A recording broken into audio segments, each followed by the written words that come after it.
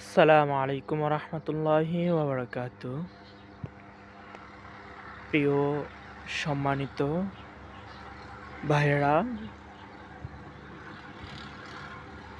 যেখান থেকে আপনাদেরকে বিদ্যুৎ দেওয়া হয় এই সমস্ত জিনিসগুলো এখানে আছে। আপনারা হয়তো বিশেষ করেই জানেন আমাদের বাংলাদেশের বিদ্যুৎগুলো মাটির উপর দিয়ে হয়। কেন?